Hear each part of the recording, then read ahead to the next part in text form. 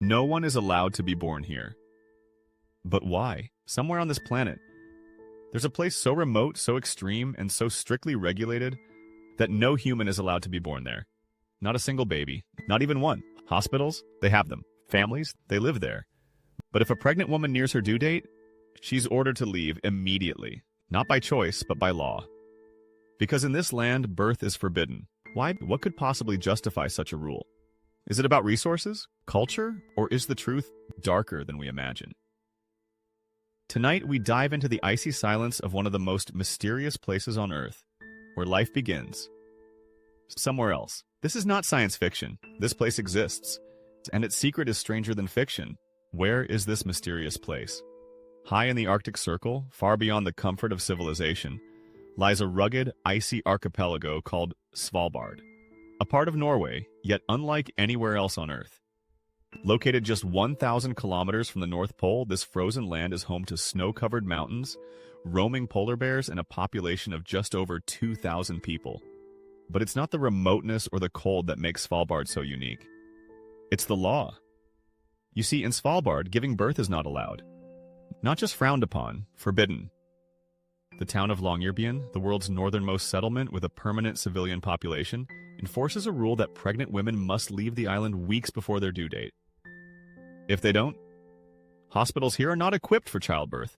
There are no maternity wards, no delivery rooms, and no tolerance for exceptions. But why would an entire society be built where new life isn't even allowed to begin? The answer lies in a haunting mix of history, science, and survival. And once you hear it, you might agree with their decision. Why are pregnant women forced to leave? It sounds harsh, even heartless. But the truth is rooted in survival. Svalbard isn't just cold, it's unforgiving. The nearest advanced hospital is over 1,000 kilometers away, back on mainland Norway. And the small medical center in Longyearbyen? It's built for emergencies, not for miracles. Giving birth is one of the most delicate and unpredictable moments in any human life. In Svalbard, that unpredictability becomes dangerous. If complications arise, and they often do, the island simply doesn't have the staff, equipment, or resources to save lives. No neonatal units, no surgical teams, no backup plans. So the government made a decision. To protect mothers and babies, they must leave before it's too late. It's not punishment, it's precaution. Expectant mothers fly back to the mainland around 3 weeks before their due date, often staying in temporary housing and waiting, far from home. It's emotionally tough. Imagine preparing to bring life into the world, knowing you'll do it in a place that isn't your community.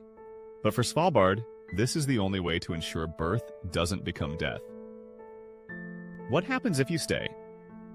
So what if a woman decides to stay in Svalbard and give birth there anyway? Technically, she can't. Doctors in Svalbard don't take chances. Once a pregnancy reaches a certain stage, usually around week 36, they strongly recommend evacuation to the mainland. But recommend is putting it gently. In reality, if a woman refuses to leave, she might be denied medical support altogether. Why? Because the island simply isn't prepared to risk two lives, us, mother and child, on a bet against nature. If labor begins early and the woman is still on the island, there's panic. Local doctors can only do so much. An emergency evacuation can cost thousands and take hours to organize. By the time a helicopter arrives, it might be too late. This is why every woman expecting a child is removed from the system, transported off the island, and only allowed to return weeks after delivery. It may feel strict, cold, inconvenient. But in Svalbard, even the most natural part of life, birth, becomes a logistical challenge. One that could mean the difference between life and death. What makes Svalbard so unique anyway? At first glance, Svalbard looks like something straight out of a fantasy novel. It's a frozen archipelago tucked deep inside the Arctic Circle. Endless snowfields, icy mountains, polar bears roaming freely. And yet there's Wi-Fi, coffee shops, and even universities. But don't be fooled by the postcard beauty. This place operates on entirely different rules. For starters, you can't just move there. Even if you're from Norway, you need to prove you have a job, a place to live, and the means to support yourself. There are no homeless people in Svalbard, not because poverty doesn't exist, but because you're simply not allowed to be broke here. If you run out of money or can't care for yourself, the government sends you back to the mainland. But here's the twist. Despite these strict rules, Svalbard is one of the most peaceful, safe, and crime-free places on Earth. How? Because people come here to live quietly, to work, or to explore the wilderness. There's a strange mutual respect among residents. Everyone knows they're part of a delicate balance, a human settlement on the edge of the world. And that balance? It depends on one thing: order. The things you're not allowed to do here. Think of a place where rules don't just shape life, they shape survival. Svalbard isn't just cold, it's relentless. Temperatures drop to 30 degrees Celsius, polar bears can wander into town, and for half the year the sun disappears entirely. So it makes sense that rules are strict, but some of them might shock you. Like this one, you're not allowed to own a cat. Why? Because cats would endanger the native bird population, many of which only exist here. Also, there are no trees in Svalbard. Wood can't grow here. If you see wood, it was imported, piece by piece. But the rule that grabs the world's attention is this: you're not allowed to die here. There's no burial ground that can handle decomposing bodies. Permafrost preserves corpses. Diseases could live on for centuries. So if you're terminally ill or aging, you're gently sent back to mainland Norway. Svalbard doesn't want your beginning or your end. It only wants your presence while you can survive it. A place without a hospital. Now you might be wondering about what about emergencies? Pregnancies? Accidents? Here's the truth. Svalbard has no maternity ward, no obstetricians, no neonatal care, not even a delivery room. Why? Because the risk is too high. A woman nearing her due date is required to fly back to mainland Norway weeks before her delivery. There's no debate. It's policy, and that means you literally cannot be born here. The last official birth on Svalbard was decades ago. After one risky delivery nearly went wrong, the island changed its policy forever. There's also no advanced surgical center. Major accidents? You're airlifted. Organ failure? You're gone before nightfall. Svalbard is meant to be a home for explorers, researchers, workers, and wanderers. But it's not meant for life's most delicate moments. Birth and death, the most human of experiences, are banned. And yet, that's exactly what makes Svalbard feel almost otherworldly, the future of a place where no one is born. In a world where cities are bursting at the seams, Svalbard remains frozen in time, untouched, unspoiled, and unclaimed. But for how long? Climate change is melting glaciers that stood for thousands of years. Svalbard's ice is disappearing faster than anywhere else on Earth. And that's not just about the landscape, it's about identity. The very thing that makes Svalbard special, its isolation, is now under threat. Tourists are arriving in larger numbers. Influencers are filming northern lights for millions to see. Cruises are docking in ports once untouched. What happens to a place with no births, no deaths? When the world begins watching? Some fear that Svalbard will lose its soul. Others believe the island's strict rules will protect it. But one thing is certain, Svalbard isn't just surviving, it's resisting. In a world chasing speed, noise, and chaos, this island dares to remain still. And maybe, just maybe, that's exactly why it feels like no other place on Earth.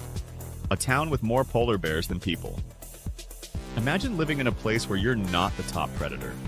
In Svalbard, the local population is outnumbered by something unexpected: polar bears. There are only about 2,500 people on the entire archipelago, but over 3,000 polar bears. Locals don't leave town without a rifle, not to hunt, but to defend.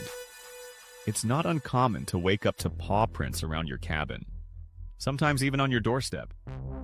There's a local law here. Anyone going outside of town limits must carry protection against bears. It's not just safety, it's survival. And yet, despite the danger, there's something deeply humbling about it. A reminder that humans are visitors here, not masters. This land belongs to the ice, to the cold, to the creatures that thrive in what we call unlivable. In Svalbard, nature still wins, the underground vault that could save humanity. Hidden beneath the ice, behind layers of steel and rock, lies something extraordinary. Svalbard is home to the global seed vault. It's a place built for the end of the world. Over 1 million seed samples are stored deep in the mountain, seeds from every corner of the globe. Wheat, corn, rice, wildflowers, forgotten crops. In case of war, famine, climate collapse, or global disaster, this vault holds the keys to restarting agriculture, restarting life. The location was chosen carefully, cold, stable, and remote. But now, even here, climate change is creeping in. In 2016, melting permafrost flooded the entry tunnel. Still, the vault endures, a Noah's Ark for plants, in a place where no humans are born. And no one dies. It's poetic. The only thing allowed to be born here is hope. the island that was never meant for us. It's easy to look at Svalbard and call it strange, a land of rules, of silence, of frozen time. But maybe we've misunderstood it all along. Maybe Svalbard isn't strange. Maybe we are. We build cities where concrete kills the sky. We bury our dead under highways. We pump noise into every quiet corner of the earth. And then we discover Svalbard, where nothing grows by accident, where no child cries their first breath, and where even death is turned away at the border. A place that dares to say, not here, not now, not like this. Here, time doesn't sprint, it sleeps beneath ice. And you, the visitor, are not the story. You're the witness. The mountains don't need your footsteps. The glaciers don't ask for your approval. The polar bear doesn't care about your Instagram feed. And in this eerie stillness, something magical happens. You remember how small you are. You remember the Earth doesn't belong to us. And maybe, just maybe, places like Svalbard exist to remind us of one thing. Life doesn't have to shout to matter. Sometimes it just has to endure. And in the frozen silence of Svalbard, that's exactly what it's doing.